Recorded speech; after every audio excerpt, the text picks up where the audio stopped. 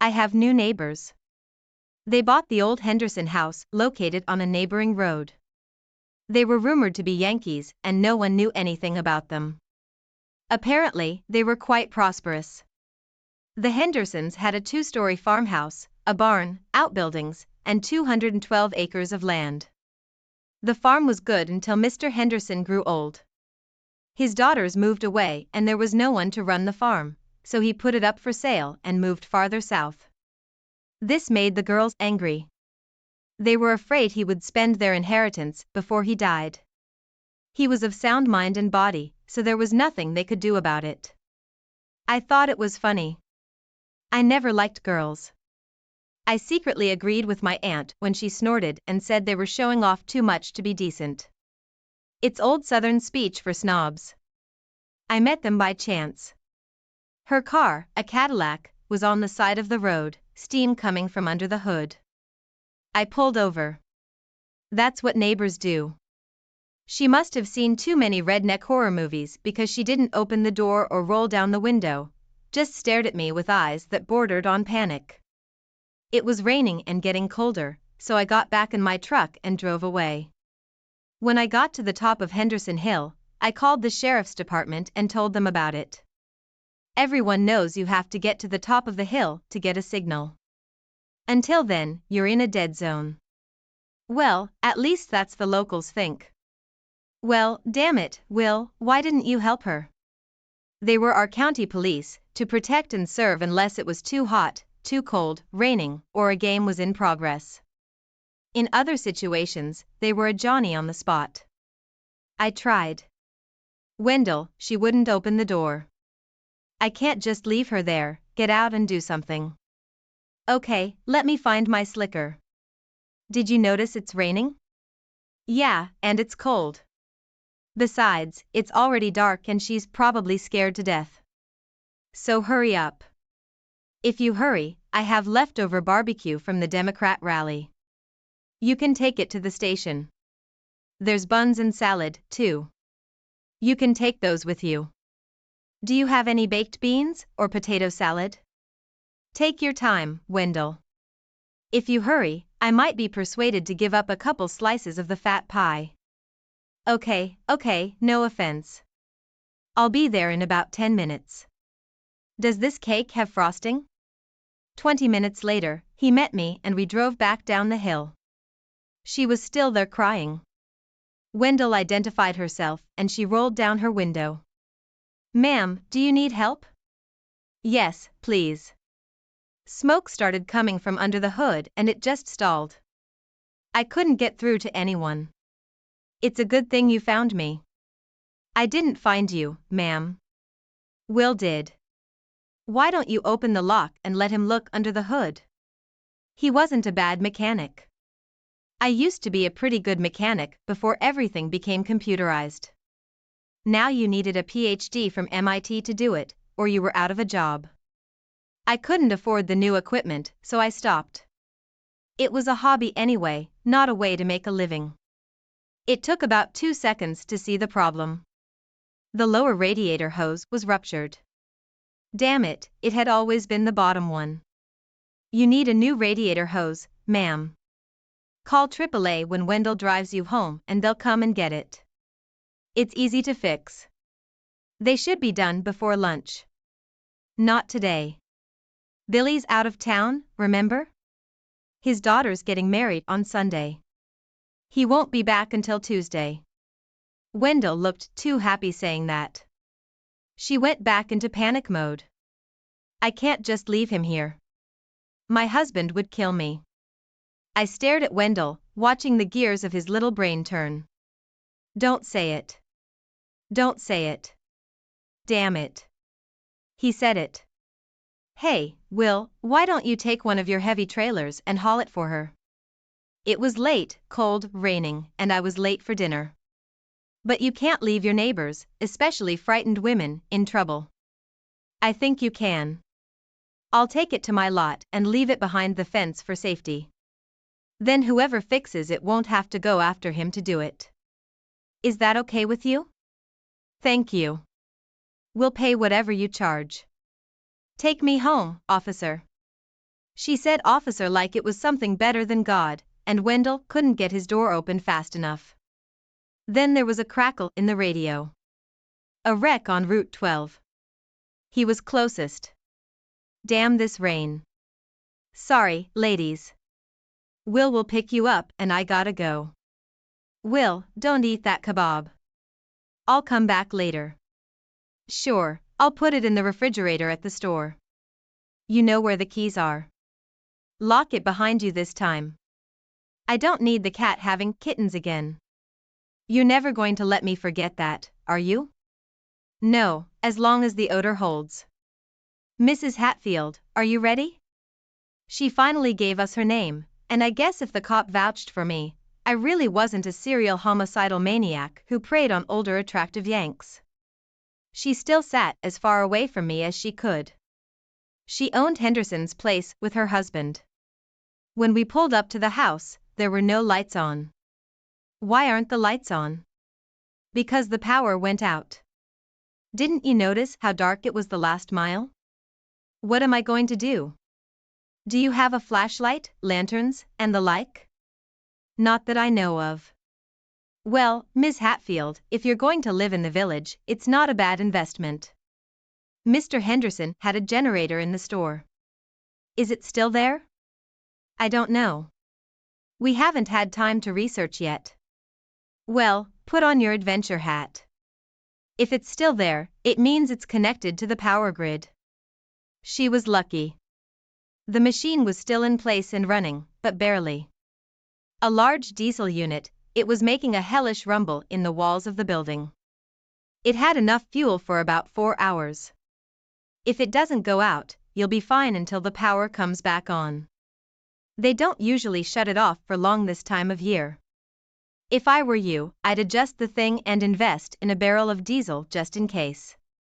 She nodded furiously, making notes on her clipboard. I'm going to go get your car now.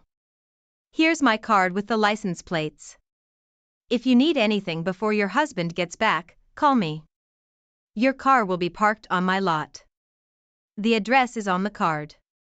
Good night, Miss Hatfield. I can't thank you enough. Don't worry about it. Good night. After making sure she was safe, I left after calling Sherry, knowing I'd get a barrage of slop. Where have you been? Why didn't you call? No, you're fine. No, I missed you. I appealed to her delicate sensibilities. Sorry, babe. I got a call from the police. Billy's away for the weekend, and they asked me to pick up the car from the curb. I'll be home in an hour and a half. I hope you squeeze the crap out of them for making you work in this weather. I'll get mine. Don't worry. It was all about money. I didn't realize it. Her parents were pretty well off, and I was doing okay. As far as I knew, she'd never needed anything, but the way she acted, you'd think we were living in poverty. She hadn't been like that until about a year ago. I always wondered what had triggered it. I picked up the trailer, took the car, and was home when promised. She had already gone to bed, leaving me a note that dinner was in the microwave. A quick snack, a quick shower, and I was dead to the world until my alarm clock rang. The next day was sunny and warm, making me forget about the cold rain the day before. I didn't have much to do at the store, so I went to Advance, got a hose, rolled the car off the trailer, and fixed it. It was lunchtime, and a man in his 40s, wearing a suit, tie, polished fingertips, and a concerned expression, entered the office. I'm Bennett Hatfield. I'm here to make arrangements to have my wife's car towed to the garage. Could you tell me the best mechanic in town? He was talking to Charlie, my assistant and senior associate. He, Bobby, and Myra were my employees and friends. I was in the equipment rental business, backhoes, bulldozers, tractors, ditch diggers, and the like. It was good business. Nobody was going to give $29,000 or more for an excavator to do a few hours of work when you could rent one for a few hundred. The downturn in the economy actually helped my business. More and more people were doing things themselves instead of hiring out. My equipment was not known for beauty, but they were all serviceable mechanically and the dirt didn't care if you had new paint. I took a little less than the chains and it worked out. Charlie pointed at me and walked over. He held out his hand. Bennett Hatfield. I couldn't help but smirk. Will McCoy. Myra was standing behind us. She usually does costumes, and she thought he had come to rent something from our party supplies department. She burst into laughter. He frowned. Sorry, Mr. Hatfield. We're not laughing at you. Come to think of it, Hatfield and McCoy? He stood for a moment, then smiled back. I hope we won't be feuding. I left my shooting iron in Philadelphia. Okay, I melted mine into a plowshare. What can I do for you? I'm here to make arrangements to have my wife's car towed to the garage. I don't know anyone in town. Can you recommend someone? Don't worry. I had some free time this morning and I fixed it. All it needs is a new hose and some antifreeze. Bring your wife anytime before 6 and she can drive it home. He looked surprised. Well, okay. How much do I owe you? $40. The receipt for the hose and antifreeze is in the dashboard. That's wrong. Yes, that's right. Check the check. No, I meant how much does your work cost? Oh, I can't charge you any money. I don't make my living as a mechanic, and that wouldn't be right. We're neighbors. I live on Howell Road. You live on Henderson Road. Our houses are practically right next to each other. Down here, you don't charge your neighbors for kindness. It's just not customary. He looked confused and I tried to explain. If you wanted to rent an excavator, I would charge you money. Your wife told me you're a lawyer, so if I went to you for legal advice, I would expect you to charge me money. But if I asked if I could borrow a tool or if you needed a ride somewhere, if money was offered, someone would take offense. Understand? He nodded. I guess so. It just takes a little getting used to. Well, I can't thank you enough. He returned 45 minutes later with his wife. She was more attractive than I had anticipated, and younger too, but not enough to be a trophy wife. 40 maybe, but she looked about 30. I guess a life of luxury isn't as exhausting as working for a living. Her husband just left her, too busy with his lawyer stuff, I guess. She thanked me repeatedly for my help until I finally asked her to stop. That's enough, Miss Hatfield. It's no big deal. Maybe down here, but where I'm from, it's a pretty prominent place. And since we're neighbors, call me Angie. She held out her hand. Will, and this is Myra and Charlie.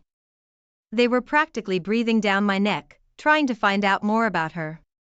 She smiled, shook their hands, and instead of leaving, she asked Myra to give her a tour, stopping and looking at various pieces of equipment and asking a million questions. She particularly appreciated the party supplies and rentals, especially the castle. The castle was a circus tent with turrets and flags. If necessary, it could be divided into rooms of different sizes. It was very popular for weddings. It was once a real circus tent, but the circus closed down and I got it for next to nothing at an auction. With him and a few small tents, I could turn a field into a fairy tale in 24 hours. Sherry was on edge again. She wanted a new car, a Cadillac like our new neighbor had. Her Chevrolet Impala, which she just had to get 2 years ago, was no longer satisfactory. I tried to remind her that if we bought it, she couldn't trade it in for 4 years. That was the only way I would agree to buy it. She scoffed. This thing is almost worn out. It had 39,000 on it. I need a new car. Why are you arguing with me? Because you don't need a new car. You just want one. We can't keep up with the neighbors, Sherry. He's a lawyer, for goodness sake. Your car will do just fine. If you don't think so, you can buy it yourself, as long as my name doesn't appear on the paperwork. I had her. Her credit history was terrible. while we were dating, she defaulted on a car loan and some credit card debt. I helped her get her car back, but I wouldn't help her with the credit card. She refused to pay it off. I don't believe in credit cards. They are a trap and a waste. But you have two. Right, and both are business related. The American Express I use only as needed and the other one I use twice a year, just to keep it active. I use them if I find a good deal on equipment purchases, and that's it. I made her sign a prenup to exclude my house and business from the community property. My parents owned the house, and when they retired, they went to my sister's house in California, fell in love with it and moved out, leaving the house to me. We hadn't even formalized the transfer of ownership yet, there was no rush in sight. Sherry thought we did, and I never thought to bring it up. All the paperwork was filled out just in case. I kind of fell into my business. I was doing subcontract work for builders, mostly site preparation, and I got tired of driving 45 miles to get the equipment I needed. I had some money, my parents lent me some more, and I went into business. For the first 3 years I invested almost all of my profits in business, buying new equipment. In the 4th year I paid my parents back. By the time I met and married Sherry, I was proud of what I had accomplished in such a short time and didn't want to lose it. We met at a Christmas party thrown by one of the contractors I had a lot of business with. I usually avoided such events, people trying to impress themselves and each other didn't appeal to me. But that night I was bored, so I went. Of course all the women were dressed to match. There were some very beautiful ones there, and I'm a guy, so I was dancing, flirting, having a good time. Sherry was there with someone else, but I managed to dance with her. There was a spark, we both felt it, but it was with someone else, so I didn't pursue it. As I was leaving, the hostess put something in my hand. Call her. She kissed me on the cheek and I shook her hand and drove away. I looked at the paper as I got into my truck. It was Sherry. I put it in the basket intending to call, but Christmas was a busy time for my party supply business, so I left it at that. The week before Christmas she came into the store, talked to Myra and pointed me out. Myra giggled and wrote her a check. She approached. I'd like to pick up my rental. Sure, what's the matter? She handed me the paperwork. Male, good-looking as chaperone for a Christmas party. Term, 5 hours. Duties, pleasant conversationalist, good dancer, kissing skills determined. Inability to dial a phone number, considered if willing to be trained. Delivery to the specified address. What can I say, she was about 5 feet 8 inches, a pretty face and breasts that seemed to defy gravity. Miss, I will personally take care of your rental. In addition, we offer a money-back guarantee if services prove unacceptable. Fair enough? She held out her hand. It's a deal, but be warned, I expect to be satisfied or I want my money back. Eventually she burst into laughter and we went for coffee and discussed further terms. Myra insisted that I buy a new suit and, not trusting me, made me take her to the mall with me. Her husband agreed, saying it was impossible to refuse such entertainment. Just want to see her make a man unhappy who isn't me. For hours, come what may, I would have taken the first one, but it just didn't fit. 8 suits later, she announced that it was the one. I breathed a sigh of relief, but her husband only laughed. You don't think you're done, do you? No, hell no, we're not done yet. The perfect shirt and tie, even the socks had to be inspected. It took another 40 minutes to pick out shoes. You're not going to pick out my underwear, are you?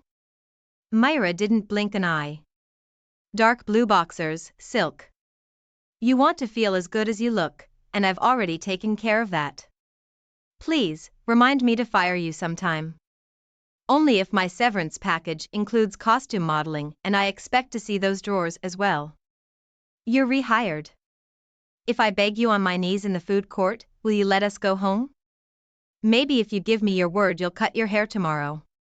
Her husband only laughed as we got into the car.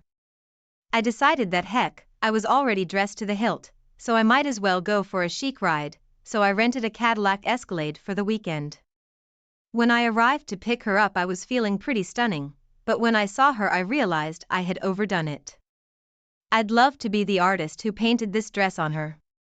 Shimmering green, with a slit at the side high enough that you could see the top of the seams, and neckline reaching almost to her navel. I had no idea how she was restraining those puppies, as I found out later with double-sided tape, and despite the boldness of the outfit, she looked elegant. As I was helping her into the car, I managed to catch a glimpse of her garters. I'm sure we talked on the way, but I still can't remember a word. We danced, we socialized. I was introduced to people I'd instantly forgotten. She was the hit of the party and was always being asked to dance. She always looked wary, but it was up to her. She was dancing a slow number with a guy who was getting a little on the nose, and I was halfway through the song. She grabbed my hand and left Mr. Octopus standing there. No more slow dancing with anyone but you. She hissed in my ear as we walked back to the table. It worked on me. On the way home, she snuggled as close to me as she could and nibbled on my ear. Every time we stopped at a stoplight, I kissed her until the cars honked. Before leaving her house, we steamed the windows. After about 20 minutes, she asked me to walk her to the door, offering me coffee. I sat on the couch while she cleaned the pot and then came out to change into a dress. I was about to doze off when I heard someone clear their throat. I literally fell off the couch. When she said, "Get out of the dress," she meant get out of it and never wear anything else. I thought I was going to go blind. I couldn't speak. She got nervous when I didn't say anything. Here's the thing. I like you a lot. In a normal situation, I would have sent you home tonight. We'd go out maybe a dozen times. I'd let you go farther on each date, and then we'd have a big event. Candles, quiet music, maybe some whipped cream and melted chocolate. But I really liked you, so let's save 4 months and put my mattress to the test. After 12 hours, I did break away to bring us breakfast. Otherwise, the Escalade did not move for 2 days. We moved in together after 2 months and married after 7. We agreed to spend a few years together before starting a family. She was 25, and I was 29. 3 years passed, and I kept hinting at starting a family. For some reason, about a year ago, she started to change, became more demanding, more materialistic. She decided we needed a new house to start a family. Our house had 4 bedrooms, and I just didn't see the need for more. Then she maxed out the credit card she'd managed to get despite her credit history and didn't speak to me for 2 days when I cut her in 2 after paying it off. She had a job, made pretty decent money, but stayed broke. I paid all the bills, just electric, phone, cable, and other normal household expenses except groceries. She agreed from the beginning that this would be her responsibility, and I let her do it. If you opened her closet, you'd see clothes with tags she'd probably never wear and 4 or 5 pairs of shoes that had never seen the ground. The silence about the car episode lasted about 5 days. On the 6th day, she came home and found me pulling her clothes out of the closet. She watched but remained silent. I'm not going to live like that. If I'm going to live alone, I'm going to live alone. I called your mother. She wasn't happy but agreed to let you stay with her for 2 weeks. By then, we should be able to you an apartment or a house. I'll put down a deposit, pay the first 2 months' rent, hook up the electricity, and pay the same amount. This will give you time to learn to live on your own, to learn to budget better, because now you have to pay your own way. She surprised me and passed out. I took off her clothes and laid her on the floor, taking a cold rag and wiping her forehead. She woke up in surprise. "Will, I just had the strangest dream. You were kicking me out, but I don't remember why." She looked at her part of the closet through the open door, noticed the clothes on the bed beside her, the suitcases on the floor, and cried. She started sobbing, begging me not to make her leave, telling me she would be better off. Please, please, please. I let her go for a while, after which I told her to wash off her makeup and meet me in the kitchen. She lowered herself onto a kitchen chair without meeting his gaze. I'm serious, Sherry. I'm not going to live like this anymore. These tantrums, the out-of-control spending, the refusal to talk about starting a family. It's like I don't know you anymore. If you want to leave, say so. If not, things have to change. She eventually confessed that the thought of motherhood scares the hell out of her. She constantly remembers her childhood. She was the second of 3 children, only a year apart in age. As the middle child, she was lost in the hustle and bustle, and when her parents separated when she was 12, it affected her deeply. I can still see my mom crying. She had 3 teenagers, she was alone, and the stress was getting to her. She started drinking and pretty much ignored us. My dad didn't show up after the first of the year, he moved halfway across the country.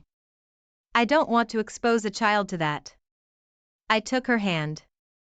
Darling, I'm sorry you had such a childhood.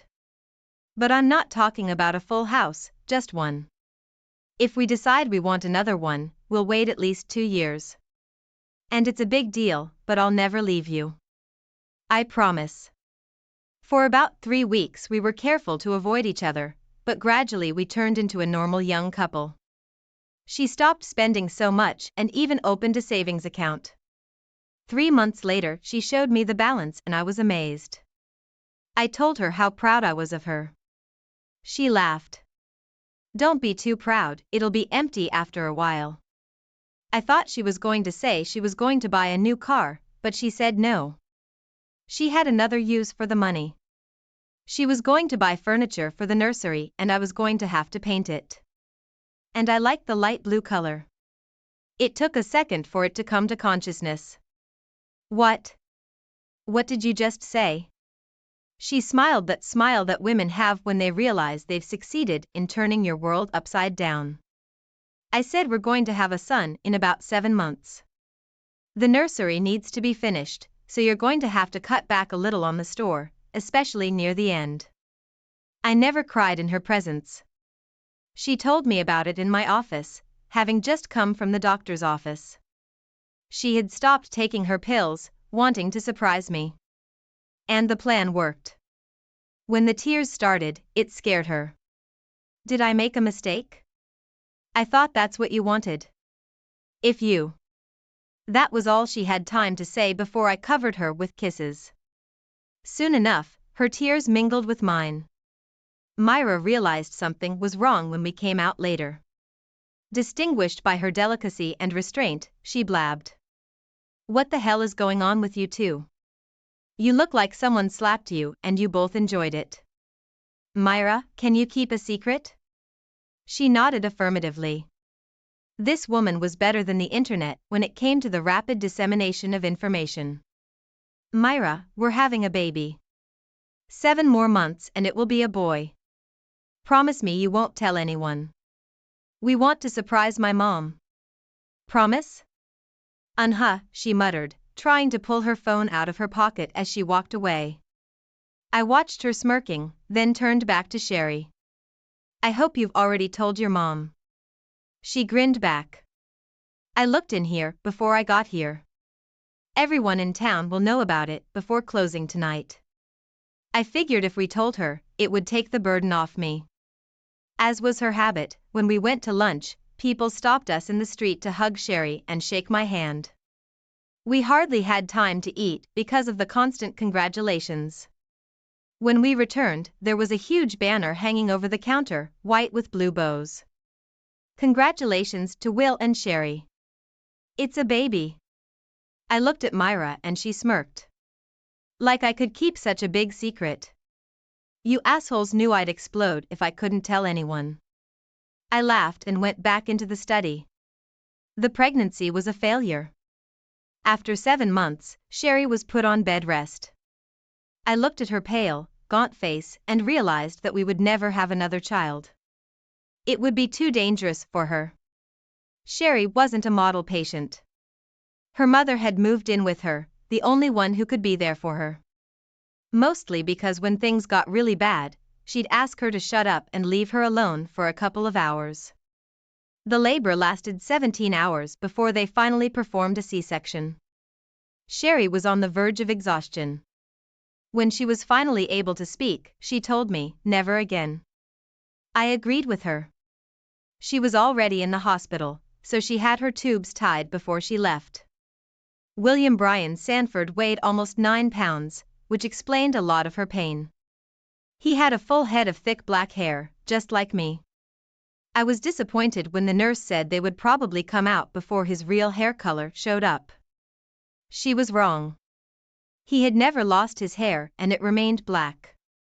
If you've never experienced it, all the words in the universe can't describe the feeling you get when you become a parent. It is breathtakingly beautiful and terrifying at the same time.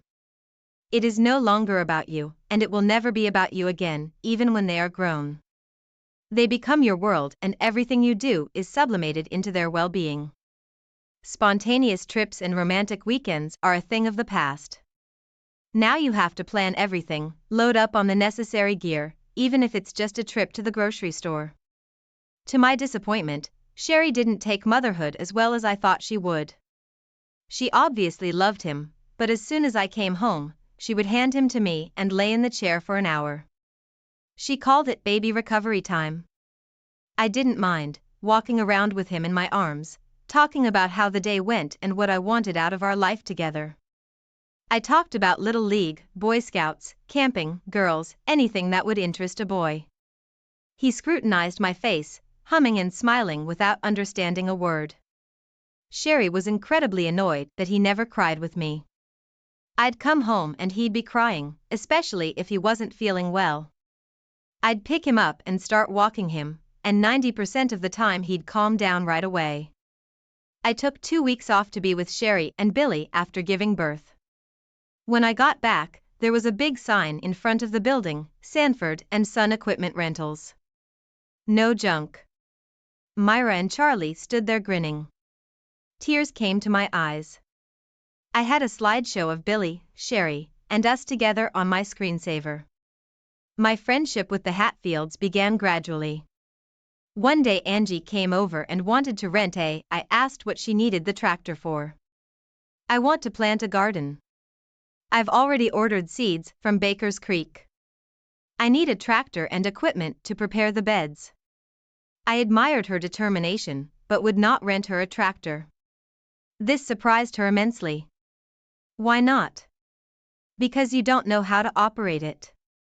Tractors can be very dangerous if you don't know what you're doing. If I lease it to you and you kill yourself, I'll feel really bad. Plus, I'll lose you as a customer and a friend. I don't want that on my conscience. Besides, you don't need to rent it. I've seen that little Yanmar and all the equipment in your shed. You already have everything you need."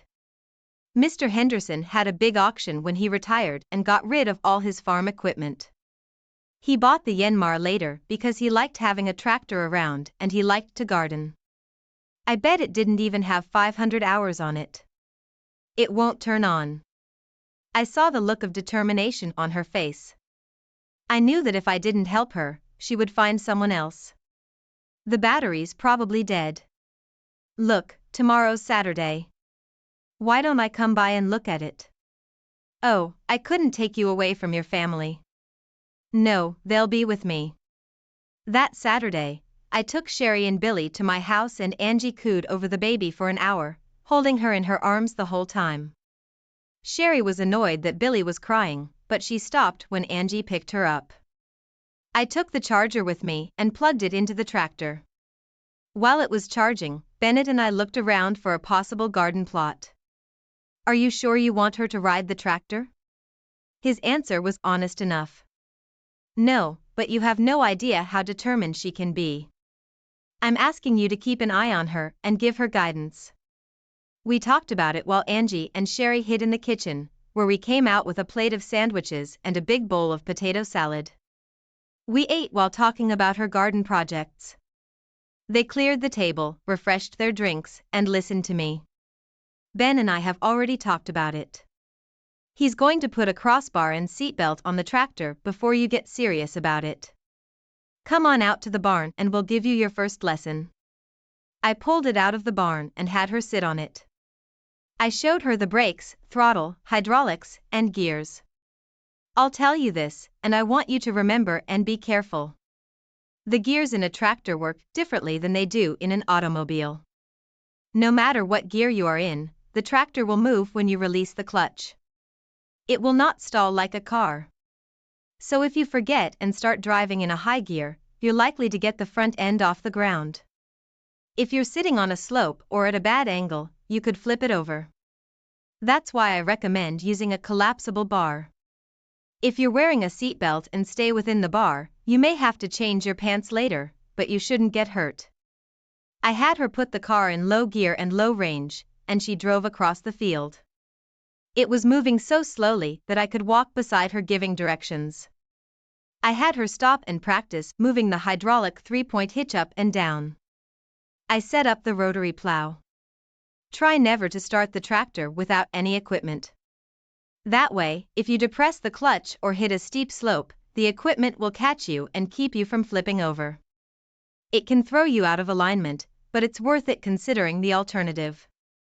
I asked her to put the plow down and make a few passes over the chosen spot. She grinned from ear to ear while Ben took pictures. She was upset when I started the tractor back in the barn and pulled out the key. It wouldn't start anyway. The battery is dead.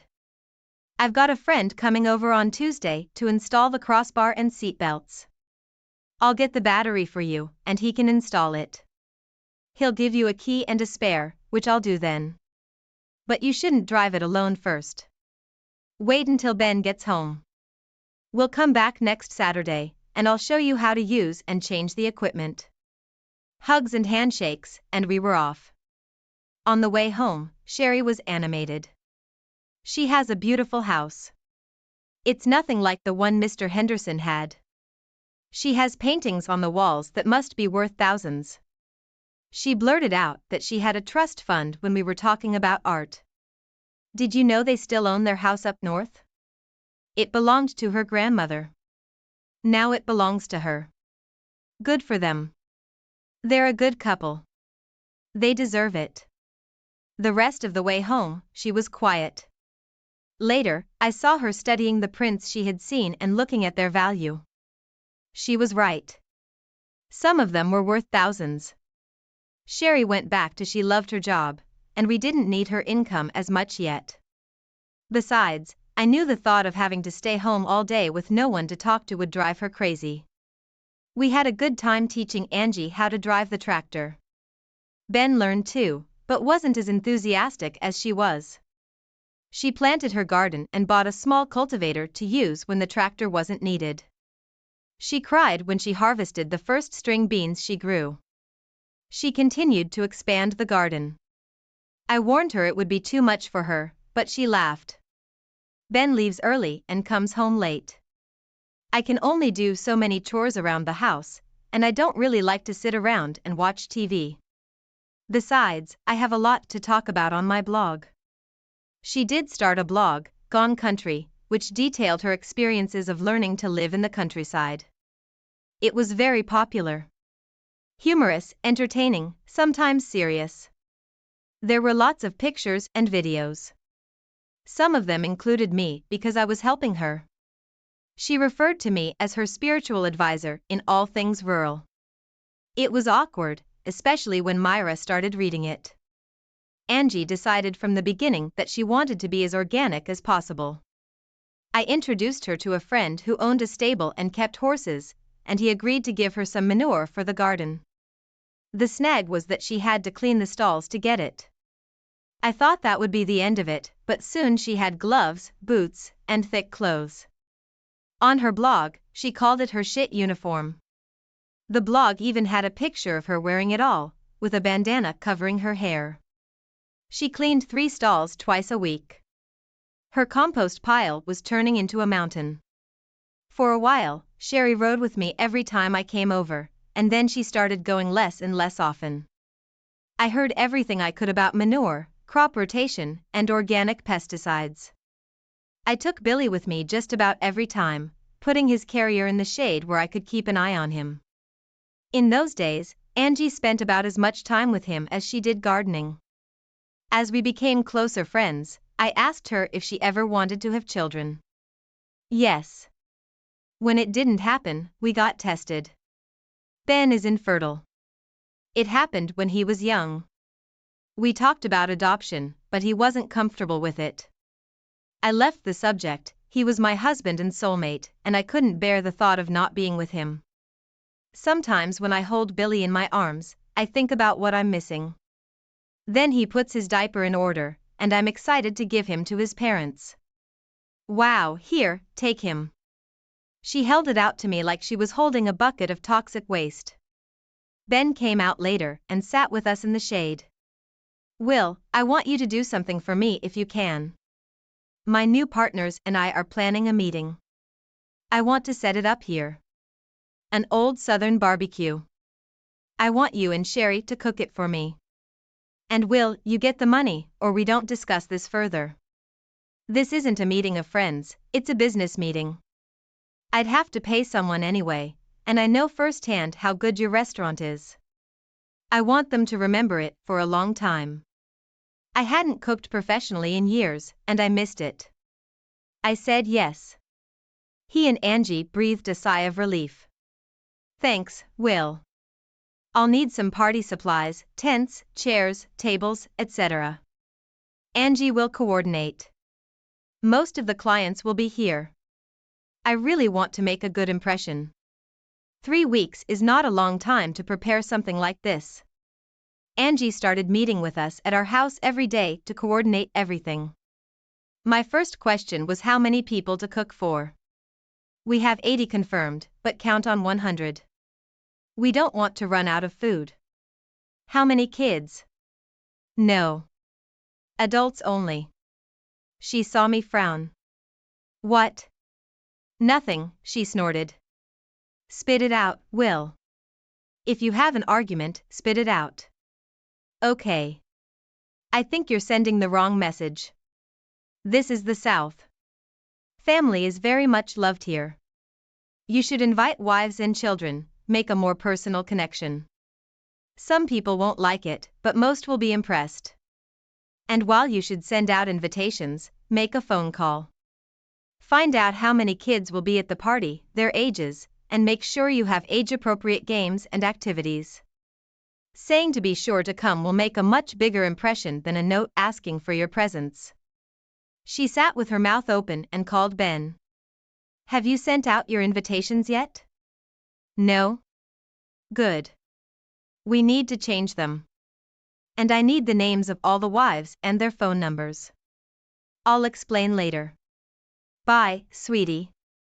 She looked at me incredulously. Have you ever thought about running for office? You can win thanks to the kebab vote. No, I said laughing. I've just been in a lot of parties, and you learn as you go. Angie worked the phones. We went from 100 people to almost 300. We hired 3 neighborhood girls for service. Sherry, Myra, and Charlie worked with me. It was a perfect day. Hot but not unbearable, a light breeze. I set up the tent in the castle as a dining room and built fans into the top poles to keep it cooler. 400 pounds of pork cooked to perfection and shredded. 20 chickens and 2 beef briskets cooked in a separate stove for the Jewish partners. Labels for side dishes so they know what is not kosher. Potato salad, coleslaw, baked beans, zucchini casserole, grilled vegetables, mostly from Angie's garden. For dessert, cakes and brownies in a variety of flavors, all homemade. As a bonus, we had chilled watermelon for the kids. I was exhausted, but it was worth it. 300 people were invited. 420 showed up, the difference being the number of kids. I asked Charlie to keep an eye on the 3 teenagers while they parked their cars. Before dinner, they chatted and socialized for an hour. Self-service was mainly used to maintain an informal atmosphere. Because of the family theme, no alcohol was allowed in the dining tent. I set up a small marquee to the side with 2 kegs and an open self-serve bar, but it was not allowed to be opened until an hour after the meal. The senior partners made sure everyone understood that excessive drinking would be frowned upon. Kids were running in packs, screaming and laughing, playing on the equipment I bought or the games they were playing. Angie and Ben were the best hosts, going from group to group to make sure everyone was having a pleasant time. As is the age-old custom, the men got together to talk business and the women got together to talk about their men. Under each tree in the shade, we placed the usual soft furniture. I paused to admire Sherry, elegant in her conservative sundress, her hair pulled back in a bun. She was surrounded by a group of people complimenting our dish. We both gave and received a bunch of business cards. Just before the end of the event, we gathered everyone in a tucked-away dining tent to give a short speech. I had set up a small public address system with microphones. The senior partner thanked everyone for coming and wished them success in their future endeavors. He praised Angie and Ben for organizing the event and thanked Sherry and I for hosting it. Next, he surprised everyone with his words. He was known for speaking at length. That's all I'm going to say. It's been so much fun, I'm not going to spoil it. We have some food left and there are containers. Don't waste it, take some home. Also, the ice cream is ready. Let's all take a portion each. He walked out of the auditorium to the most standing ovation he said he had ever received for a speech. We had ice cream machines with different flavors installed and ready to go. Chocolate, banana, pineapple, blueberry, and of course vanilla. The kids, as well as some adults, got ice cream headaches for eating it too fast. Angie's garden was very popular. I saw her several times with groups of women and 1 or 2 men giving tours and answering questions. She would often pick a ripe tomato or a handful of beans and hand them out. Some of the watermelons we refrigerated for dessert were from her bed. They quickly became the most sought after because their seeds were a little larger than usual, which gave them more opportunities in the seed spitting contest the kids were having. Sherry nearly had a stroke when Angie handed her the check. The celebration had gotten so big that they hadn't let Ben pay the bill, turning it into a real corporate event. There was another check, a 25% bonus, with a note from the senior partner thanking us again. I took the premium check and gave part of it to Charlie, Myra, and the kids we used. I gave the rest to Sherry. She deserved it. Ben worked for a firm that did mostly business law, and I started getting calls before the next week to do parties. The demand was so great and the profits so good that we registered as a separate business. Sherry quit her job and became a manager. She was good and getting better. Of course, all the rentals were coming from us. I had to promote Myra to rental manager, and she hired her husband. He was laid off and we needed help, so everything worked out great except for one thing. She's the boss at home, and she's the boss at work, too. I'll never make another decision for the rest of my life. It's your fault, Will. Get over it, Donnie. Just think, how many men literally entertain their boss at the end of the day? That cheered him up. Sherry started dressing better, and sometimes she had to have evening meetings with clients. We finally made enough money to buy her a Cadillac. I thought I had it all worked out. Winter has come and gone. In the party business, Saturday was a work day. You were either working the event itself, planning the event, or meeting with clients. By arrangement, Sherry handled the meetings and planning, and I coordinated the equipment, staff, and food preparation. We actually made more money from the parties than we did from the rental business. We never seemed to have time for each other. This reached a breaking point when she started having meetings on Saturdays, sometimes not getting home until after 11 o'clock. I asked her not to do this, but she said she had to meet at the client's request, and it was best for them. After 3 weeks in a row, I lost my temper. I told her that the next late meeting would be up to her. I wouldn't cook, I wouldn't coordinate, I wouldn't be there. I thought it was a partnership, she shouted. Right now, I'm more interested in a partnership. Make a choice about what is more important to you, business or us. She grumbled some more, but I ignored her and went after Billy. He'd been woken up by her screams. I carried out my threat. The next month, she had an appointment that left her out of the house until 11:30. On Sunday afternoon, she wanted to plan it with me. No. What's not, sweetheart? I don't help plan or coordinate it, and I sure as hell don't cook for it. I told you the next contract that cost me a Saturday night with my wife will be the first one she has to do on her own. I guess I'll take Billy for a ride. I left her with her mouth open. It was a disaster. They didn't like the food, the service, or the atmosphere. There was no bonus, and the customer told her how disappointed they were that she didn't live up to her reputation. Up until that point, she had treated me like crap. On Sunday, she came out of her bedroom with a small white handkerchief, waving it. A truce? I fed Billy breakfast. No. Her eyes widened. I will not accept an armistice. I want to surrender. Meet my conditions, and we'll move on with our lives. Refuse or ignore them, and that's the end of it. No negotiations. No negotiation. Take it or leave it. I lifted Billy into my arms. I'm going to visit Ben and Angie. He needs my advice on a matter. We'll be back in an hour or so. Billy loved Angie, and she adored him. She was often our babysitter when we worked at the party.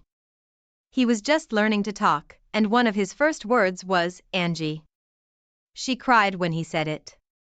He was learning to walk, and as soon as I put him on the ground, he would run to it as fast as his little uncertain gait would allow.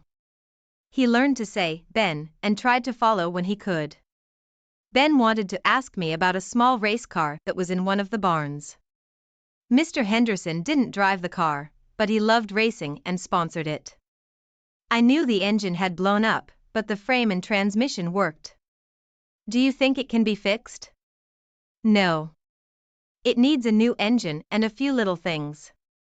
It can't be repaired, but it can be rebuilt. Why would you want to do that? He looked embarrassed. I'm a huge NASCAR fan. I've always wanted to drive a race car. This would be perfect. Well, you could never tell. How does Angie feel about it? She doesn't really want to, but she's willing to watch one race. I need you to tell her it's safe. It is, isn't it? Relatively. I don't know of anyone who has died in a car like that, but you can get injured. Start with beginner races and learn as you go. We got the car fixed. Ben took some lessons from the older racers, and soon he was racing every Friday night at the local dirt track. Sherry and I kissed and made up, and one night we went to watch them. It was noisy, dirty, and I could tell Ben was enjoying it. Charlie and a few neighborhood kids were his pit crew. The rules were pretty relaxed, so we were in the pits with them. Ben was in the lead when he started to lose speed and position and drove into the pits. There was nothing wrong with the car. He had been fighting the flu all week, and the heat had weakened him. We got him out of the car and started putting fluids into him. They were both disappointed. He was leading his class in points, and it looked like he could be the points champion. If he didn't finish the race, it made his chances much worse. Charlie spoke up. You know, in case of illness, he's allowed a substitute. He looked right at me. It won't work, Charlie. The cage is designed for his size, and I won't fit in there. Someone his size or smaller will fit in here. We both turned and looked at Angie. Oh, no. I don't know anything about racing. You don't need to race. All you need to know is how to shift gears. Just stay behind the group and stay out of the way. He'll get credit for finishing the race, and he'll save a lot of points. Ben listened to the conversation. Do it, honey. I really want that trophy. The cage will protect you. Just be careful. She stared at him for a few seconds. Give me a helmet. And if I crash, not a word. We buckled her in. Stay down below. Keep a steady speed, and they'll catch you and leave you alone. Are you sure about that? She looked me in the eye. No. Then she stepped on the gas and the gravel scattered in all directions. The first 15 laps were fairly quiet. The other riders knew the score and left her alone. All but one. He was behind Ben in the points race, and if he knocked the car out of the race before the finish, it would improve his position considerably. On the next lap, he collided with her, which scared the hell out of Angie. We heard her yelling into the headset. What the hell is he doing? I had a different headset. He's trying to knock you out of the race. The next time he jumps out at you, hit the brakes and then step on the gas. He'll hit you, but he won't have enough speed to do serious damage, and if he accelerates, he might get tangled up in traffic and lose a couple of positions. She executed it perfectly. He flew towards her. She was able to brake before he picked up speed, and as soon as he touched her bumper, she took off. He got tangled up in a pile of cars, and she actually won the lap. He caught up with her again, but this time luck was on his side, and he slammed her into the wall. The caution alarm went off, and she pit-caged. She flew out of the cage, looking at the crumpled fender. She threw her helmet into the car. Can you fix it? We could have pulled it out, but we wouldn't have had time to get it in shape. She was pumped up. I guess she liked it. Rip the damn thing off and get me back in the race. I'm gonna run this asshole into the wall. Go. Charlie pulled on the wing as I put her in the cage and buckled her in. Don't be stupid. It leads to injuries. Watch him. He'll do the same thing again when he gets a chance. Charlie yelled, clear, and she was back in the race.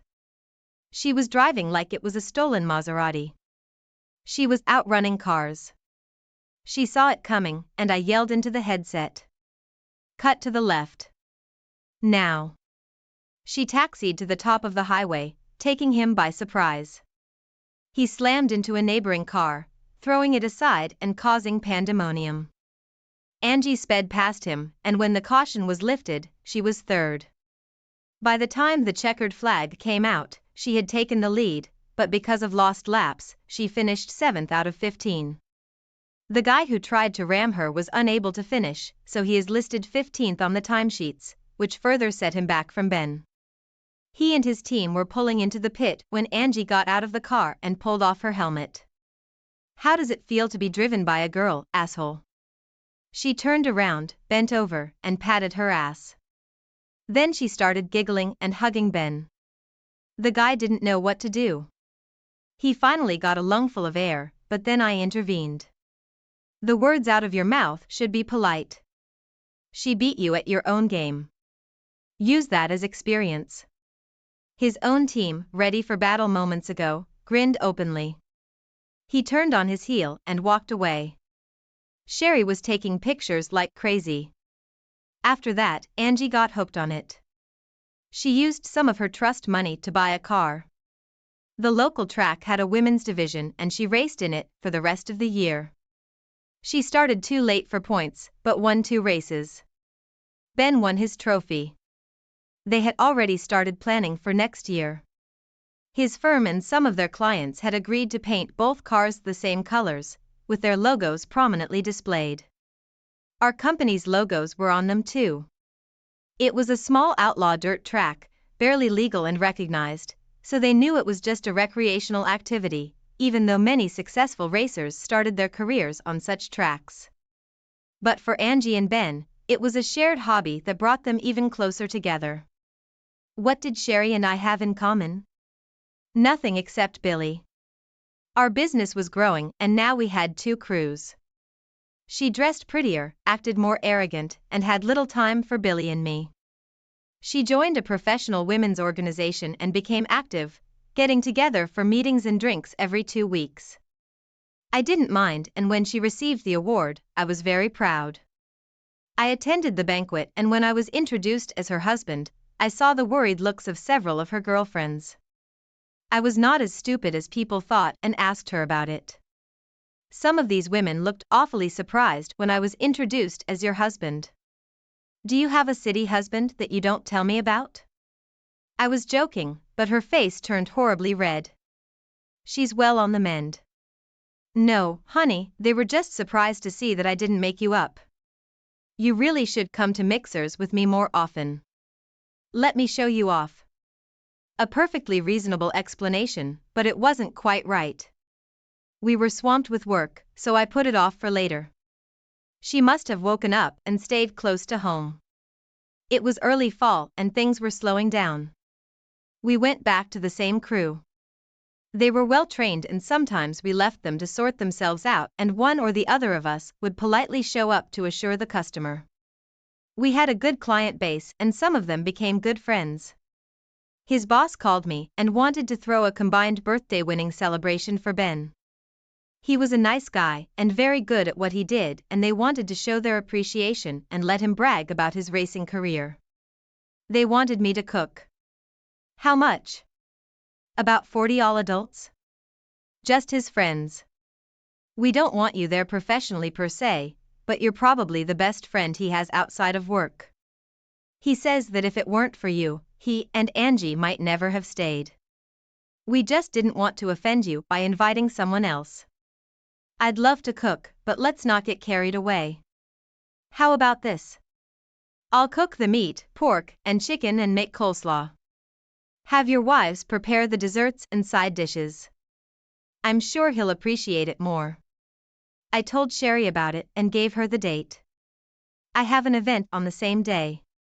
We've already signed a contract. I can't. I was a little pissed off. They're our friends. If they hadn't asked us to throw a party the first time, we wouldn't even have a business. It would be an insult if you didn't show up. Politely show up to the party, make sure everything is running smoothly, hand it over to the team, and come back. Think of Angie and Ben. I hauled the slabs away and set them up. I drove my truck back to the house to make another parking lot. Since our properties were connected, Ben and I had built a little road through the woods from my patio to his porch. We rode back and forth on quad bikes. It was much faster that way. If I pulled into the driveway and saw a pink helmet on the railing, I knew Angie had arrived. The party was in full swing. Everyone was socializing and having a great time. Sherry had just called and said she was stuck at work but would be there within the hour. We were running low on ice that one of the partners was supposed to bring in. I had some ice in the freezer left over from a party the week before, so I volunteered to ride my four-wheeler and get some. I had to take Ben's car because mine was locked. He forgot to put gas in it, and I ran out of gas halfway home and had to walk. I was about to come out of the woods when I saw them. The blinds on the patio door were pulled back, and you could walk right into the living room. There was a couple sitting on the couch, really getting it on. I figured one of the neighborhood kids had gotten into the house. There had been an increase in break-ins lately. They weren't taking much, but they were having little parties and vandalizing, drinking whatever they could find, and messing up the beds. I had already reached out my hand to call 911 when the lovers moved. A woman approached me. It was Sherry. I recognized the man, one of the younger employees from Ben's office. They were wondering why he had to miss the party. My first impulse was to barge in and beat the shit out of both of them, but having a lawyer best friend taught me something. Prior to moving here, Ben worked for a time as a divorce attorney. I hate it, he once told me. You get cynical watching people tear their worlds apart. If they would just approach it logically, it would save them a lot of grief. Unfortunately, it's hard to act logically, especially if they've witnessed infidelity. And if someone is assaulted, things get even worse. Usually it's a guy, and it significantly weakens their bargaining position. Sometimes they lose their children because her lawyer describes his violent tendencies in murderous terms. No one wins in a divorce, especially if there are children involved. Lawyers make money, but that's about it. Standing in the woods and watching your wife betray you is hard enough to be reasonable. Shaking with rage, I headed for the door when I remembered Ben's words. I also remembered what he had said about favorable positions, and I hid behind the trees. I walked a little way down the path and called out to Ben. He replied in a happy, slightly booming voice. Hey buddy, what's taking so long? Do I need to send Angie for you? No, put Angie down. I need to ask her something. Angie came to her senses and asked if she needed to come get me. She hadn't had much to drink, so her head was clear. Angie, I really need your help. I just saw Sherry at the house, and she wasn't alone, and she wasn't wearing much clothing. I want to meet her face to face, but I don't think that's a good idea right now. I need the most sober one of them to come as a witness. And I need a recommendation for a divorce lawyer. Help me out. You could hear the pain in her voice. Poor fellow. Are you sure? Never mind, if you weren't sure, we wouldn't be having this conversation. Stay away until I come. 20 minutes later, Angie, Ben, and his partner's 2 wives came down the path. Are you sure, Will? I showed them the pictures I had on my phone. One of the women spoke up. I'm a divorce lawyer, Will, a damn good one. I have a separate practice. My husband decided it was a good idea. I offer advice on how to proceed in my services if you need them. I never knew her to be a lawyer in her own right. I only knew her socially as the wife of one of Ben's partners.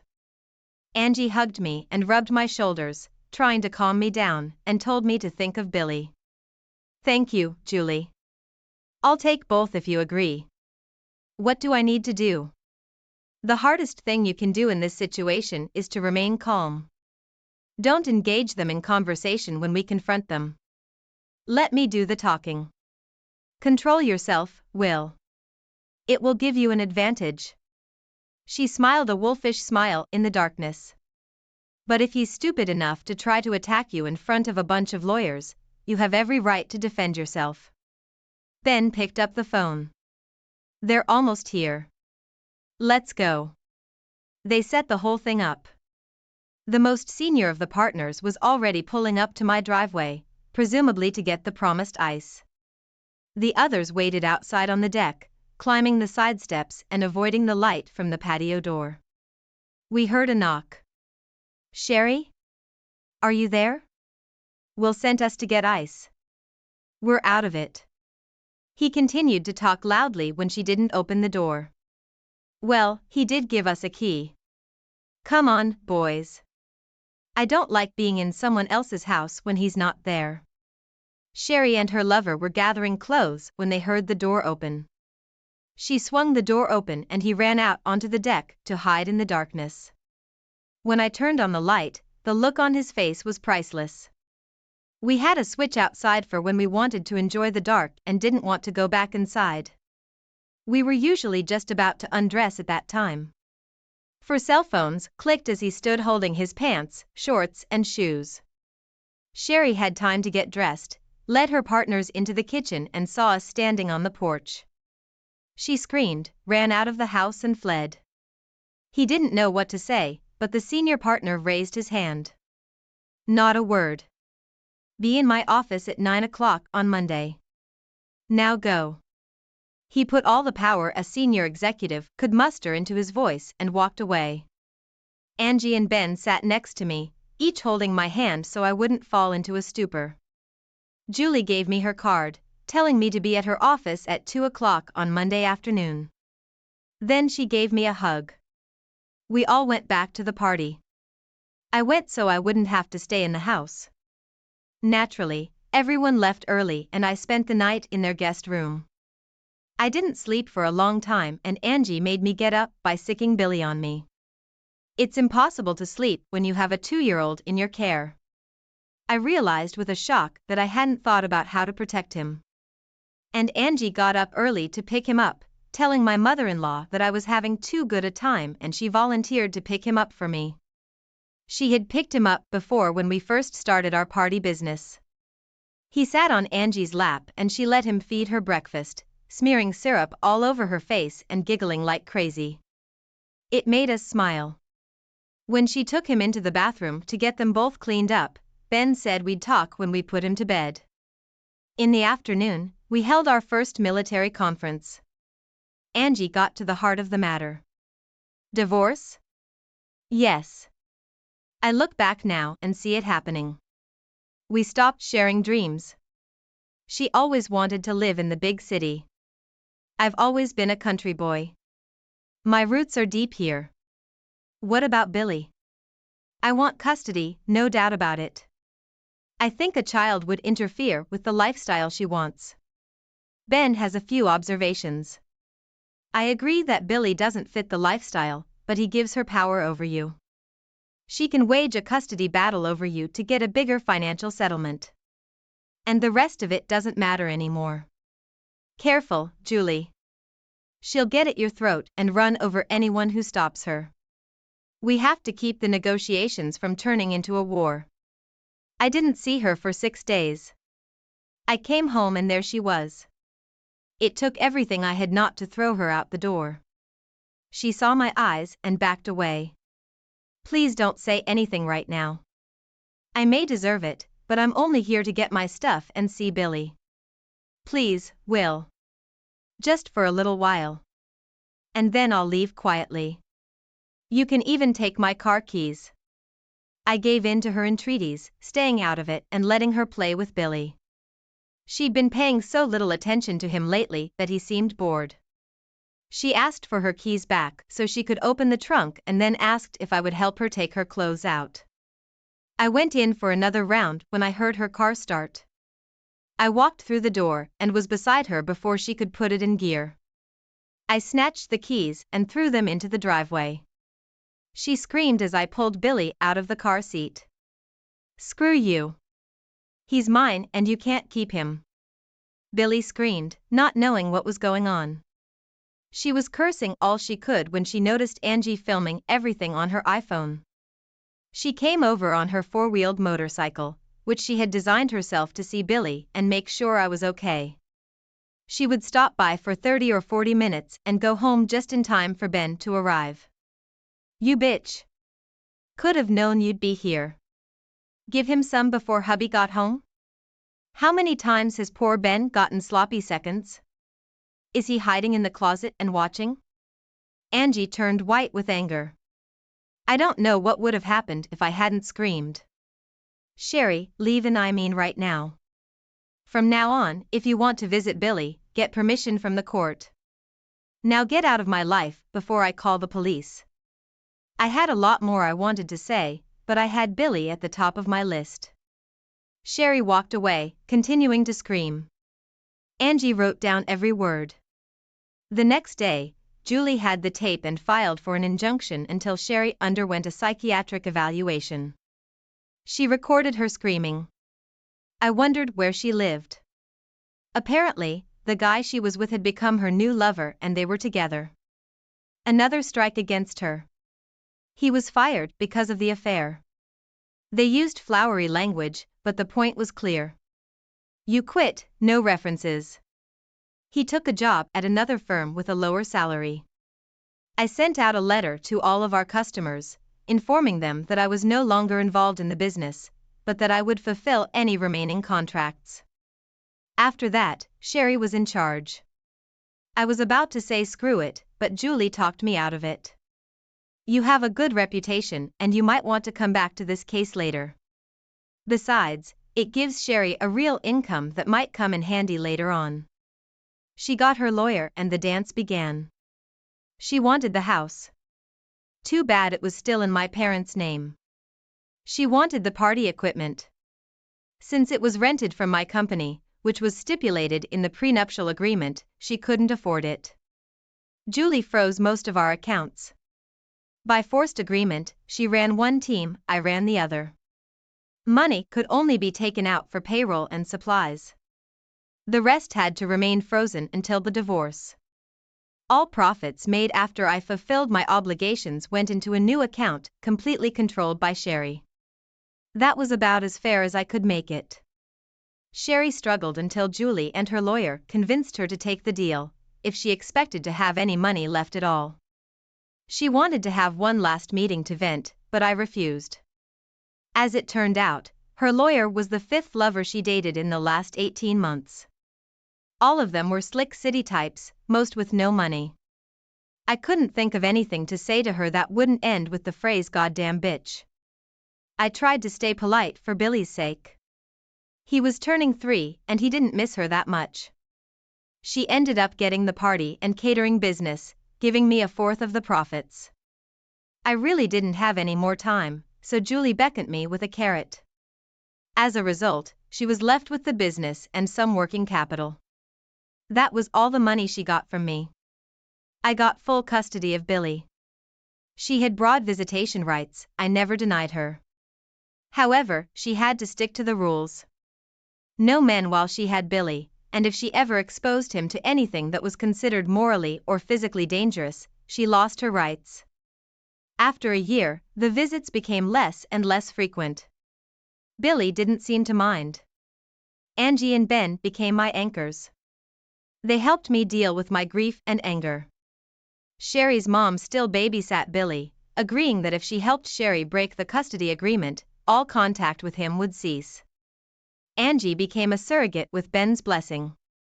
He still followed Ben around, and at work Ben had a picture of him, Angie, and Billy on his desk. People thought he was his stepson, and he let them up to a point. At first he asked my permission, saying it made him look like a family man and that it helped him with new clients.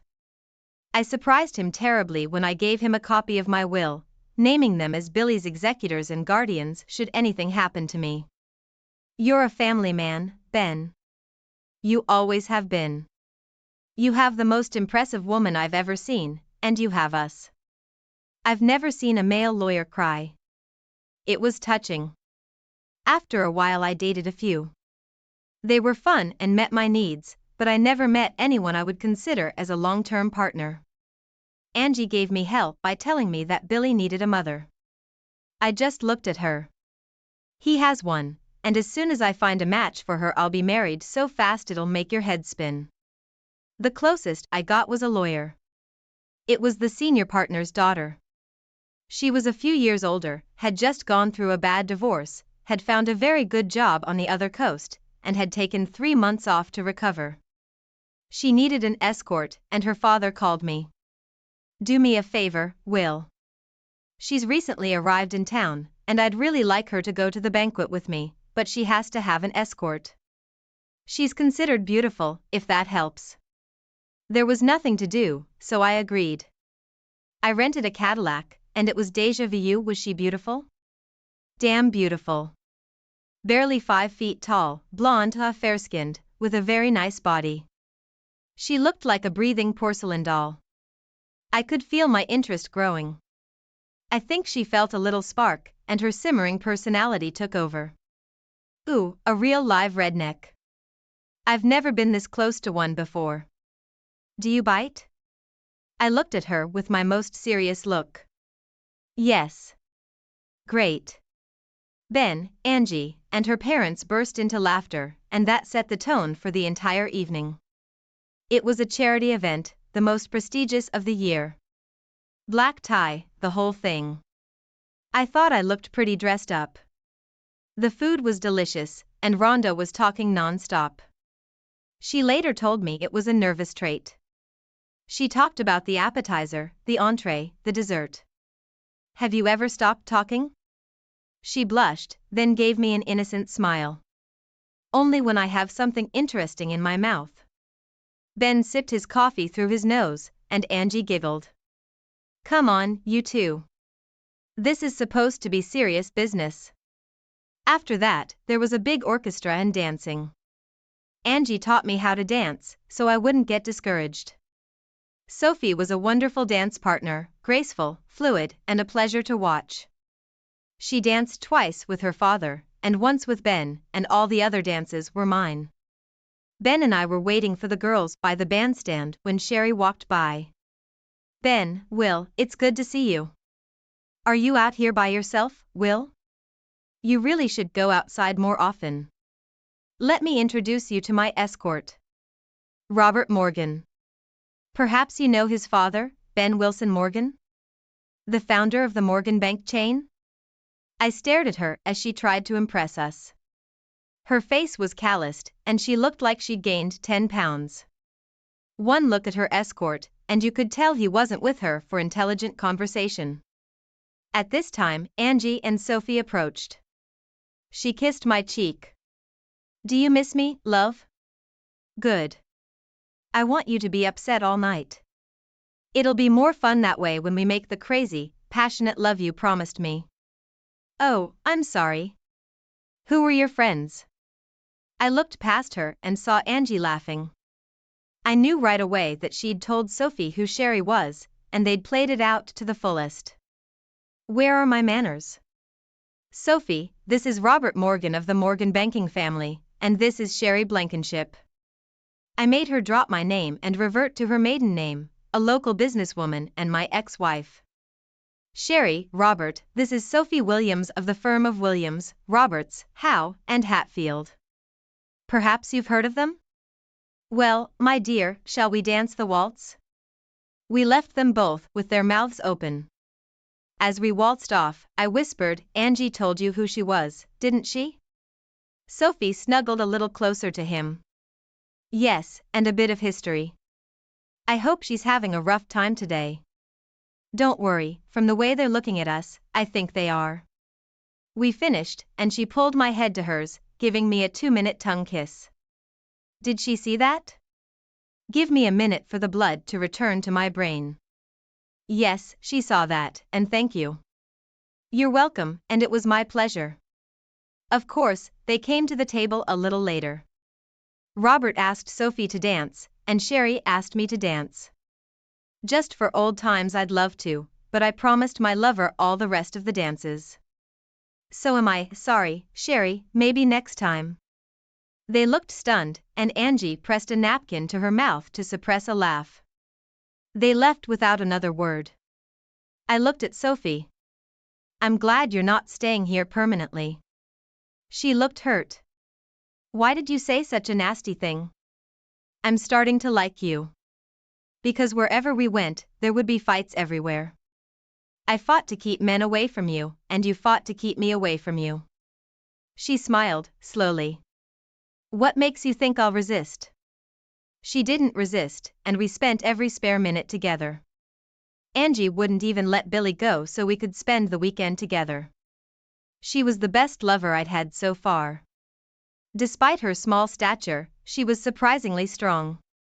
She never told me her age, but I guessed she was in her 40s, and she was as firm and supple as a 20-year-old. She told me that the old-timers called it a round trip, and I was racking up frequent flyer miles. She adored Billy and showed me pictures of her daughter, a cute little copy of her. She looked 13 years old. My ex has her now. I gave him more time because soon we'll be 3,000 kilometers apart. It made me sad to think of Billy being so far away. Life goes on. To pass the time, I opened a barbecue restaurant. Myra was still renting and doing so well that I left her alone. Restaurants are very time-consuming and the success rate is terrible, but I already had a good reputation, and I was successful. I bought 4 food trucks, outfitted them, and sent them out to neighboring towns 4 days a week. They were very successful. I still didn't have anyone permanent in my life, and I had pretty much given up looking. It catches up with you when you least expect it. When you begin to love your life, when you are truly happy. I'm not talking about love, I'm talking about tragedy. Billy was 9. He would get off the bus at Angie's house and ride his little 4-wheeler through the woods when I got home. She would ride with him, wave at me, and walk home. She would feed him his afternoon snack, check his schoolwork, and he would help her around the house. It was fine with all of us. On the rare occasions when I had a date, he stayed there overnight. Angie had a room set up for him. He called me at 3 o'clock, right after he got off the bus. He was crying. Come over here soon, Daddy. Aunt Angie is lying on the floor crying and I can't get her up. I flew down the road. Just as he had said, she was lying on the floor and sobbing quietly. She wasn't answering or talking to me. I was getting ready to dial 911 when Ben's boss called. "Will, I need you to go to Angie and make sure she's okay. I'm with her now, and she's not all right. I can't get her to talk. It's not like Ben was in an accident." I can hear the emotion in his voice. "Ben is dead, Will. He had a heart attack and they said death was almost immediate. We found him on the floor of his office when he missed a lunch meeting. He'd been gone for an hour by then." I almost dropped my phone. "Ben's gone?" "He became my best friend, but he was Angie's life." I pulled her into my arms. Her face cleared for a second and she clung to me like a drowning woman. "Ben. Ben." I held her on the couch, rocking her like a baby. Tears were flowing and they weren't all hers. She was a zombie. We finalized the funeral plans after his boss brought us his will. He'd just updated it. He was to be cremated and his ashes scattered around the farm. "This is the only place I have ever felt like home," he stated in his will. Some amazing people gathered for the visitation and service. Most of his clients turned friends. His racetrack buddies came in full force and all the members and staff of his firm were there. Sherry came and gave Angie a hug. She was sitting during the visitation with Billy on her lap and Sherry's mother next to her. They had bonded over Billy and were very close. Her eyes followed me around the room and she would get worried if I was out of sight. Ben was 52 years old, older than Angie, and in good health. The doctors said it was an underlying condition and they couldn't say for sure what caused it. The funeral was over. Friends and family returned to their business and it was time to grieve. Billy, Sarah, Sherry's mom, and I lived with her for about 2 weeks. She didn't start coming back to life until the end of the second week. We had a slight hiccup when the will was read, mainly because it gave it finality. When he updated his will, he put some letters in it.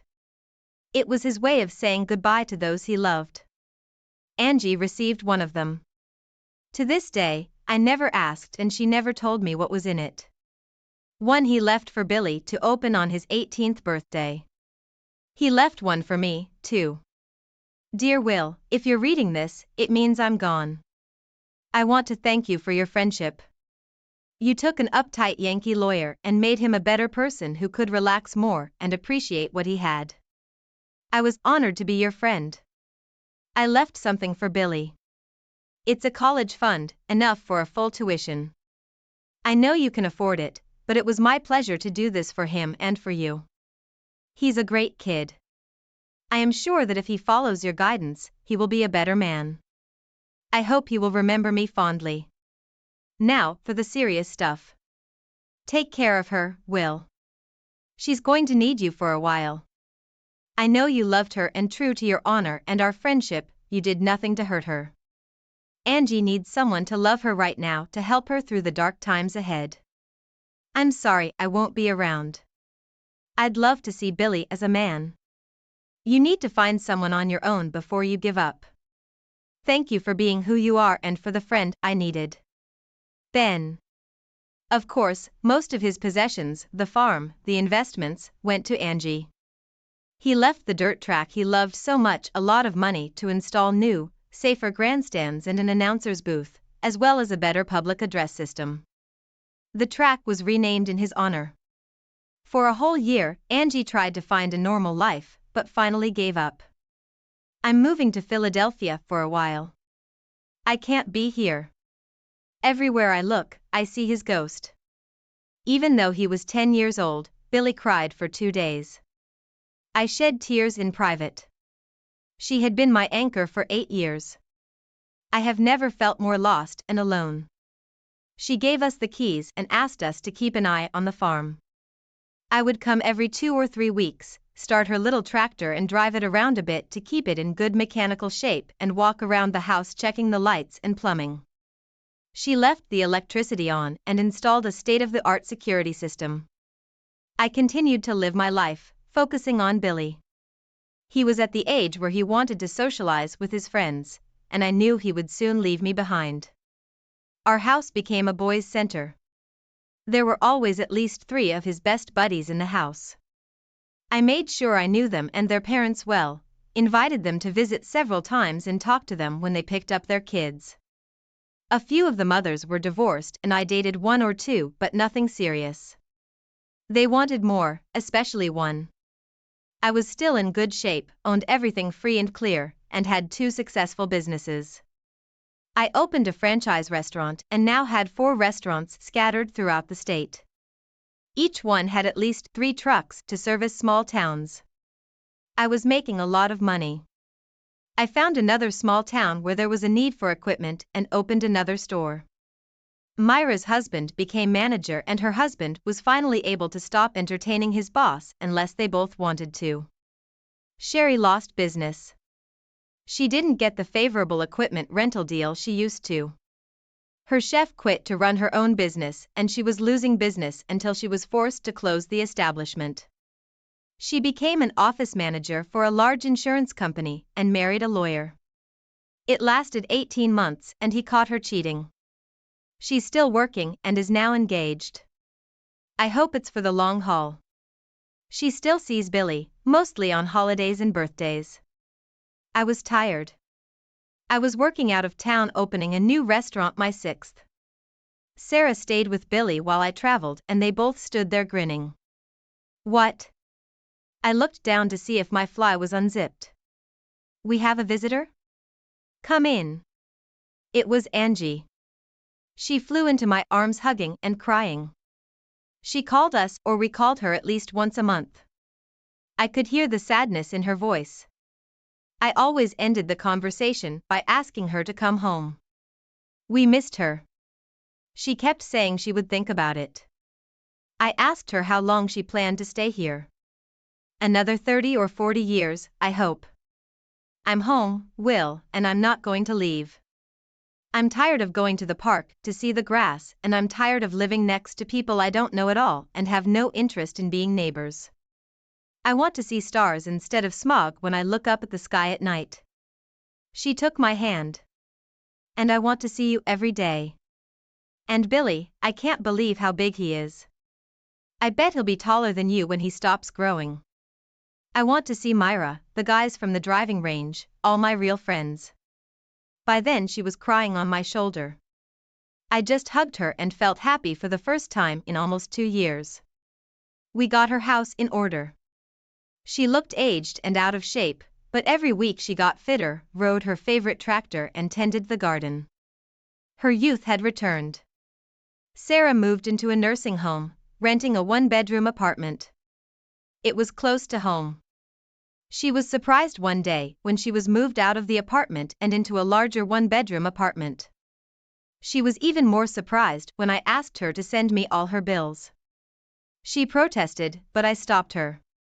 I also funded her checking account regularly. There have been times when Billy and I have really needed you, and you've gotten out of it. This is payback. You should have a bigger apartment so Billy can spend weekends with you, and a happy grandmother is what he needs.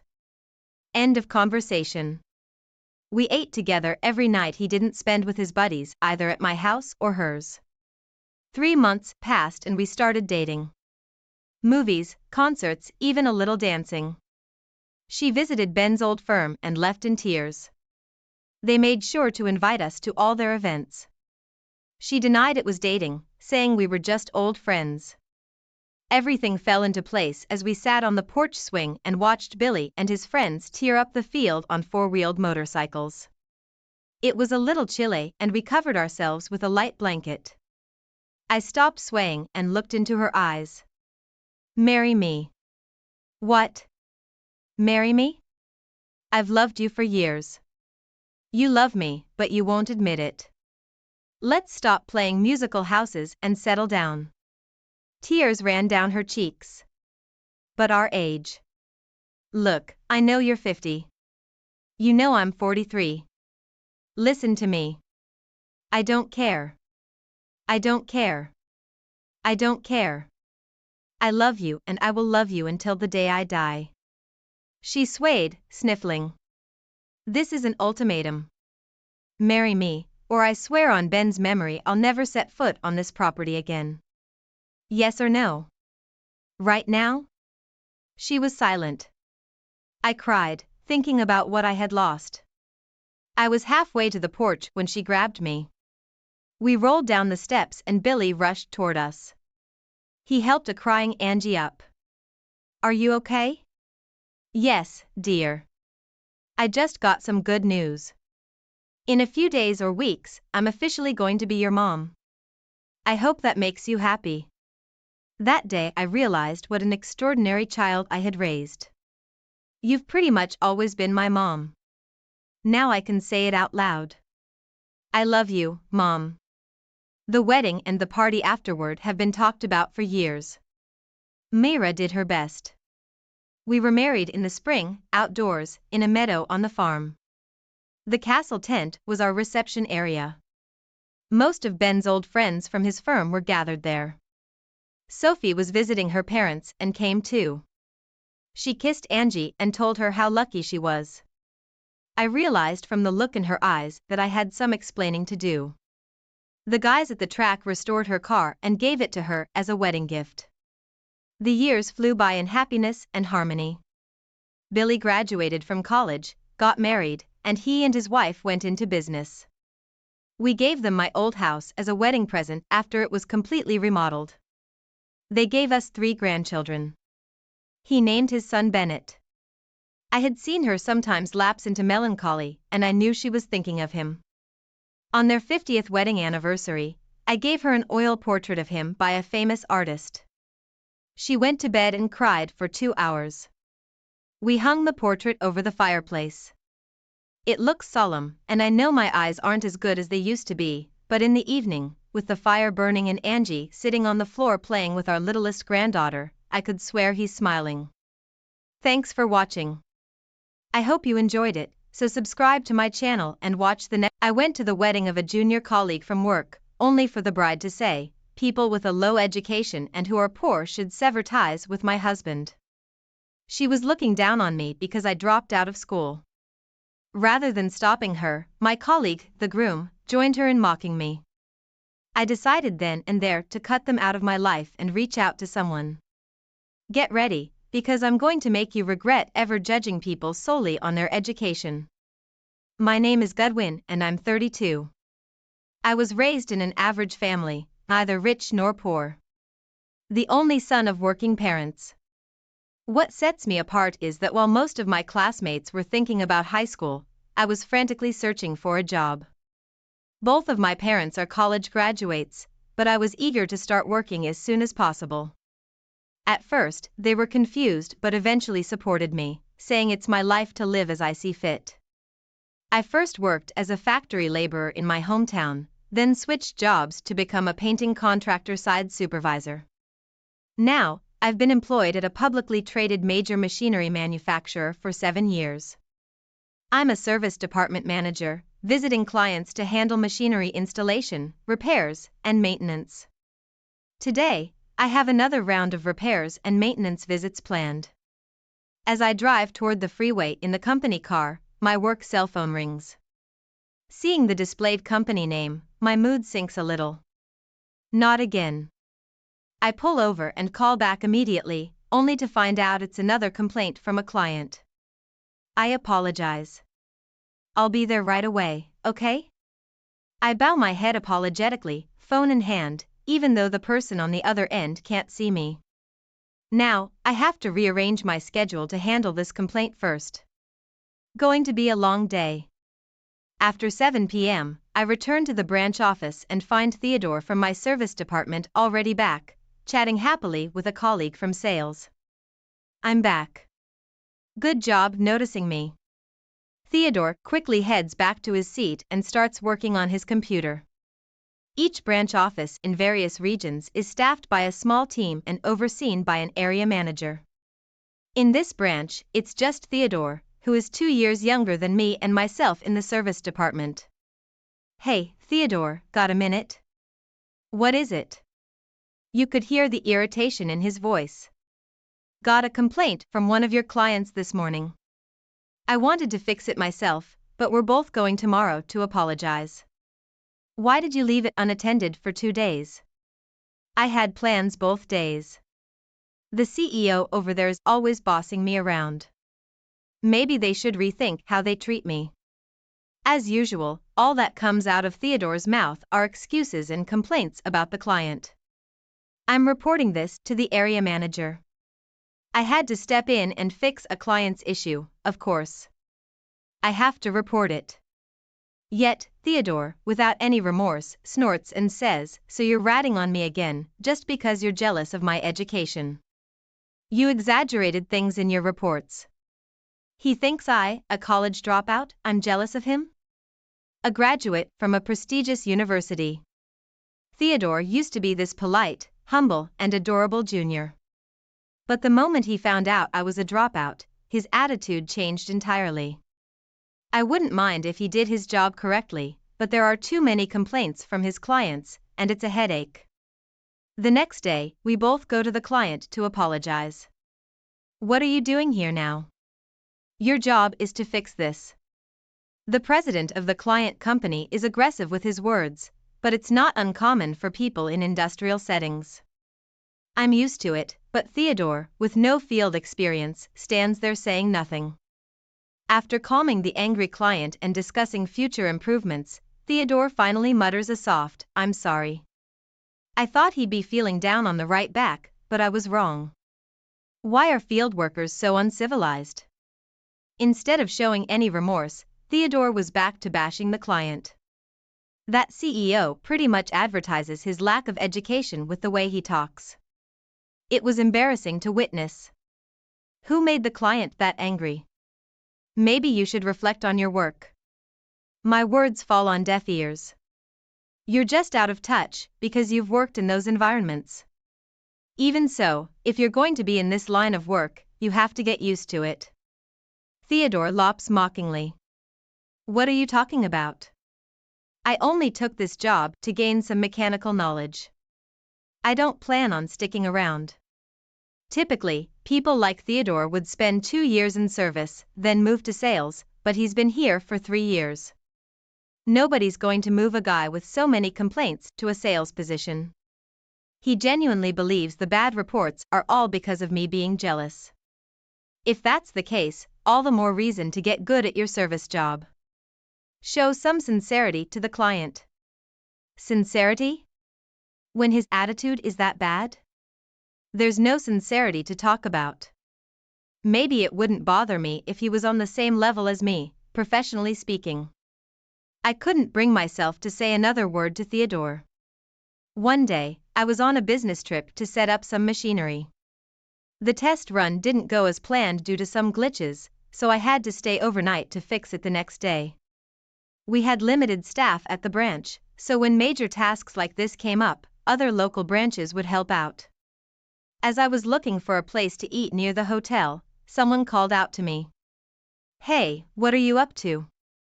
Turning around, there stood Theodore, arm in arm with a woman. "Oh, hey Theodore, good evening." I greeted the woman beside him and offered a handshake, which she accepted without a word. "This is my girlfriend, Selena. She's from around here." I felt like I'd seen her somewhere before, but I didn't dwell on it. Theodore invited me to dinner, and I accepted. After ordering, Theodore started to gloat. "Actually, we just got engaged. She graduated from the same college as me, and her family is quite wealthy locally. Definitely on a fast track to success." That explained the dinner invitation. He wanted to show off his fiancée. As for Selena, she barely acknowledged me, not making eye contact and offering only occasional nods to Theodore. Dinner ended with Theodore dominating the conversation. When it was time to go, he excused himself to go to the restroom. Left alone with Selena, she broke the silence. "I've heard quite a bit about you from Theodore." Her eyes locked onto mine as she spoke with a certain coldness. I could tell Theodore had been bad-mouthing me. "You think your managerial role is a big deal, just because you've been at the company a few years longer? Could you please stop blocking Theodore's career?"